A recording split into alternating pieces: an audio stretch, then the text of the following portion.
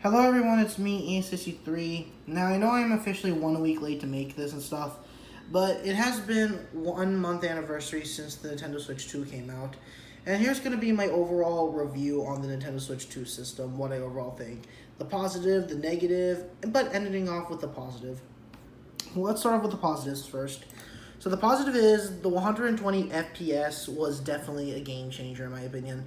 Nintendo could have done 60 FPS and it could have been fine, but to 120, oh my god, that's amazing. That's honestly the last time we ever see a leap in Nintendo hardware was probably from the Wii U and Wii era, and that was like 2012. So that was like 12 years ago. But the fact finally after so long, because Switch One was technically 360, PS3, Wii, and Wii U hardware, so that's why. But here finally we're having graphics that's catching up with PlayStation 4 Pro and Xbox One X. And maybe the next Nintendo console could be PS5 and Series X level of graphics and Steam Deck. And yeah.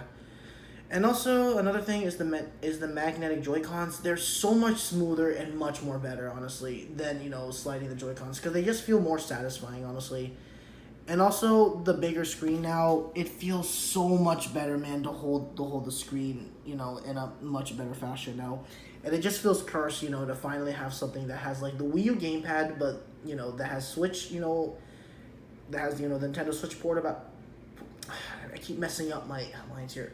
The Nintendo Switch, portable, combining with the Wii U gamepad. That's the Nintendo Switch 2, and I love it. I obviously don't have the Pro Controller yet, but I really don't think I don't need it, honestly. I'm already good with the Joy-Cons, honestly. And plus, you can technically already make your own Pro Controller, with the, with this and stuff. So, yeah. Anyways, finally, last but not least, the backwards. Well, no, this is actually the fourth reason. The fifth is going to be the last one. But the fourth reason is the backwards compatibility with all your Switch 1 games. So, an example would be Splatoon 3, which is what I'm playing because there's an ongoing Splatfest. I'm on Team Air. But on to the point. This game can now finally run at 60 FPS along with Mario and Luigi Brothers shit and Breath of the Wild and Tears of the Kingdom and Mario Odyssey. And it feels cursed to finally have those games running at much better hardware. It was just amazing. And I think Nintendo might be the last company that will do, physical copies. Xbox obviously has gone full digital. Steam was always digital from day one. And, well, okay, not necessarily. There was the Orange Box. So they did physical games, but I think for other consoles like 360 and PS3. On their actual, I know they made, the Alienware, the Steam Link, and the Steam Deck, but those seem to be digital. No physical, cartridges or discs. So Nintendo might be the last person remaining. Now, as for PlayStation, I think they might be going full digital because the PS5 Pro might be illuminating, that's what the PS6 might look like. And there won't be no more way to play discs anymore. You have to download everything digital, and it's kind of sad, honestly, because I love physical cartridge. So Nintendo is the last person remaining because the Switch 2 allows, physical copies.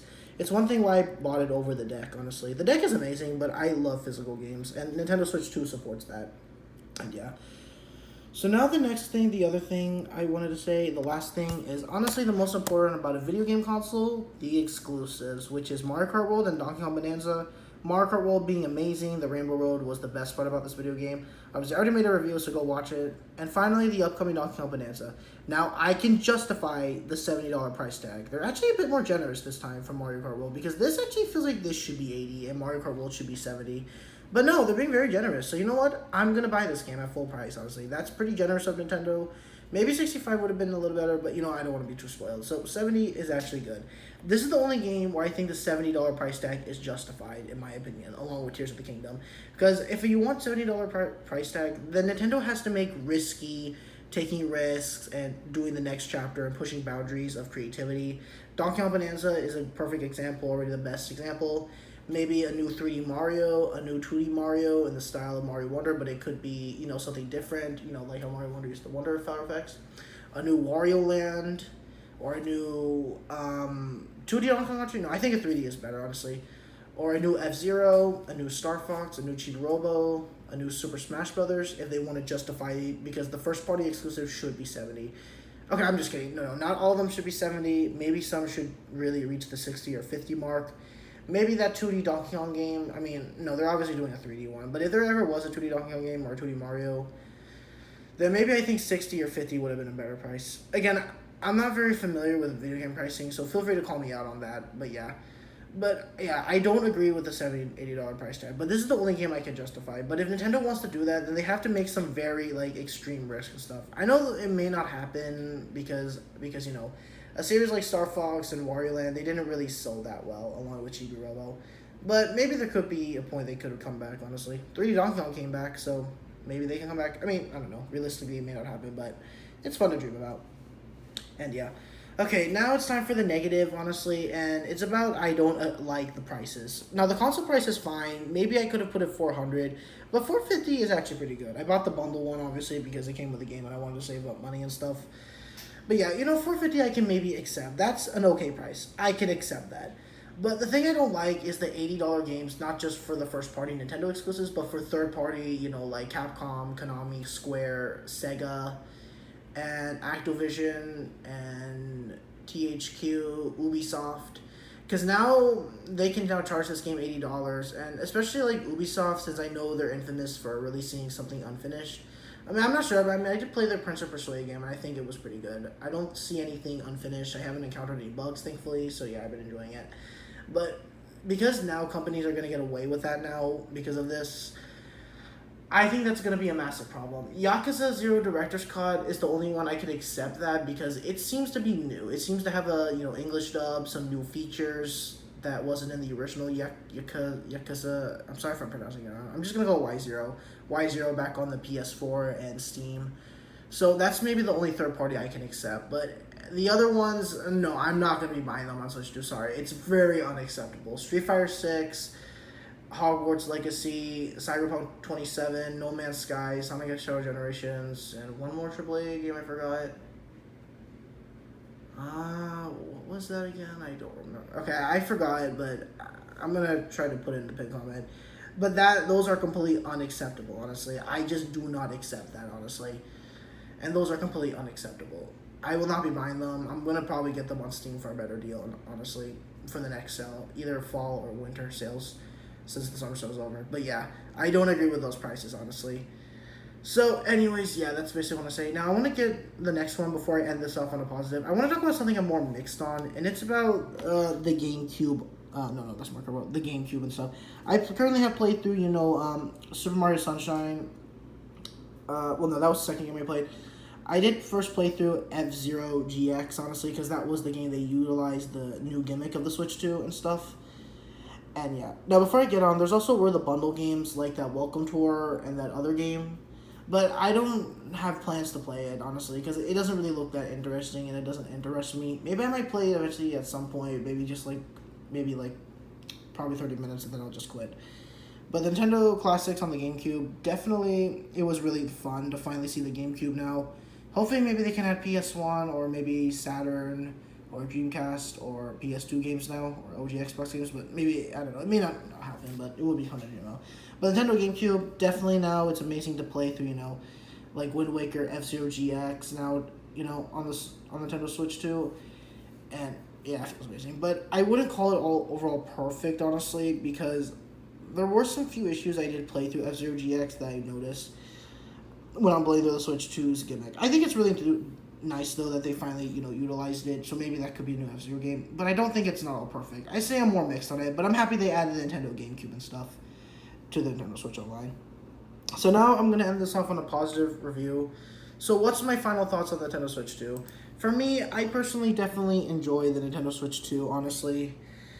And yeah, I enjoy it for, the 100, for the better frame rates and the backwards compatibility. So now you can play Mario Odyssey, Breath of the Wild, Tears of the Kingdom, Mario Luigi Brothership at much better frame rates. Since those were the games that gave me the most frame rate problem. The other games, Mario Wonder didn't give me that. Mario RPG Remake didn't give me that. I think it probably varies from game to game. But now you can play them in better frame rate quality, honestly. It feels really dang crisp and amazing at the same time.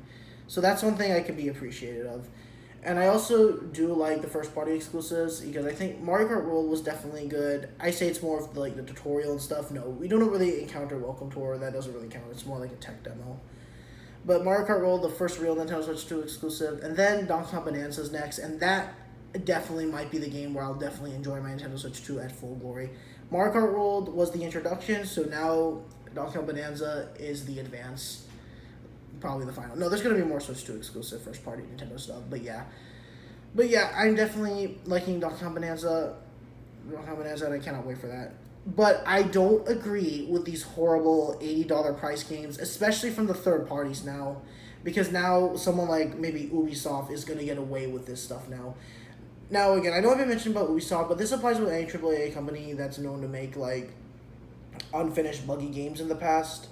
I know maybe Bethesda is also guilty of that because of Fallout. One of the Fallout games, was it 76? I don't remember what number was it, but it was basically an unfinished mess. I'm not sure if it got fixed, but yeah.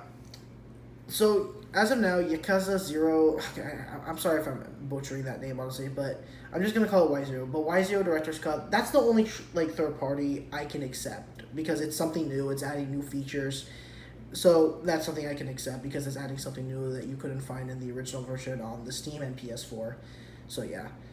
So I don't agree with the $80 price games, honestly. Donkey Kong Bonanza is the only thing I think that's justifiable for that because it's something new. It's like a mix between 3D platformer and 3D hack and slash. Go watch my Donkey Kong Bonanza video if you want more information on that, but yeah. But anyways, that's basically all what I wanted to say, honestly. I definitely enjoying the Nintendo Switch 2 overall. I don't agree with the prices, though. The console price is fine, but I just don't agree with the $80 games, especially now with third-party developers and stuff. Maybe the first-party Nintendo stuff, if it's very risky, like, I don't know, example, new Star Fox, maybe I could accept a $70 price tag for that. But honestly, overall, I don't agree with that, and I definitely can understand, the criticism behind that, honestly. So, yeah. But I overall still enjoy the Nintendo Switch 2 because, you can pretty much play through all your Switch 1 games, in full glory, 60 FPS now. So, yeah. But anyways, that's all what I wanted to say for the Nintendo Switch 2. I'm loving this video game console, and definitely I enjoy it. Maybe it might be my new favorite video game console. I'm not sure. I don't know if it's going to surpass the sales of Switch 1. It sold very well when it on launch day, and it all sold out and stuff. So, I'm not sure if it's going to surpass Switch 1 or PS2 or DS sales, but we'll just have to find out and stuff. So, yeah. But, yeah, that's my overall final review on the Nintendo Switch 2. So, yeah. Okay, now excuse me guys, I'm going to say one final goodbye and farewell. I'm going to get back into playing Splatoon 3's, Land versus Sea versus Air Splatfest, but yeah. Overall, I'm loving and enjoying the Nintendo Switch 2. This is E63 saying one final goodbye and farewell, and the Nintendo Switch 2 adventure is amazing.